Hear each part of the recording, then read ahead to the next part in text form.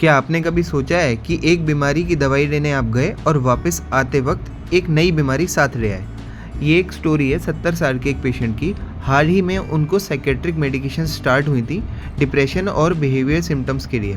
5-6 दिन बाद फैमिली उन्हें ओपीडी में लेकर आती है, वो भी न्यूरोलॉजी की ओपीडी, कि डॉक्टर इन्हें चैन ही नहीं है, बैठते नहीं हैं, उठते रहते हैं, रात भर पैर हिलाते रहते हैं। आप देख सकते हो पेशेंट कुर्सी पर टिक ही नहीं पा रहे हैं, बार बार उठने की कोशिश कर रहे हैं। दोनों लोअर लिम्स में रिपीटेटिव स्टीरियोटाइप मूवमेंट्स हैं, और जब आप पूछते हैं कि वो कहते हैं अंदर से अजीब सी घबराहट हो रही है, जैसे रुक नहीं पाऊंगा, कुछ ज़्यादा ही हिलना पड़ रहा है।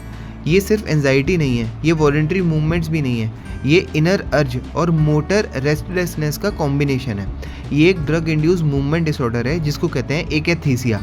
ये क्यों होता है कि डोपामीन रिसेप्टर पाथवे में डोपामीन कम हो जाता है तो मोटर सिस्टम का इम्बैलेंस हो जाता है, बॉडी रेस्टलेसनेस फेज में आ जाती है। एल्डरली में इसका बहुत ज़्यादा रिस्क रहता है क्योंकि ब्रेन में डोपामीन रिजर्व पहले से ही कम है, तो ड्रग का इफेक्ट ज़्यादा ही स्ट्रॉन्ग रहता है। क्या क्या दवाइयाँ ये कर सकती हैं? जैसे कि ओल्ड एज में साइकोटिक मेडिकेशंस कर सकती हैं, हेडोपेरिडोल हो गई, रिस्पेरिडोन हो गई, ओडेंजापिन हो गई, एसएसआरआईज हो गई। ये किस बीमारी से सबसे ज़्यादा मिलता है? जैसे कि रेस्टलेस लेग सिंड्रोम, लेकिन उसमें क्या होता है, केवल एक और केवल रात में मूवमेंट की अर्ज होती है, वैसे नहीं होती। कभी कभी प्रॉब्लम यानी कि पेशेंट की बीमारी में नहीं होती, उसकी दवाई ही होती है, और इस केस में डायग्नोसिस एकैथीसिया।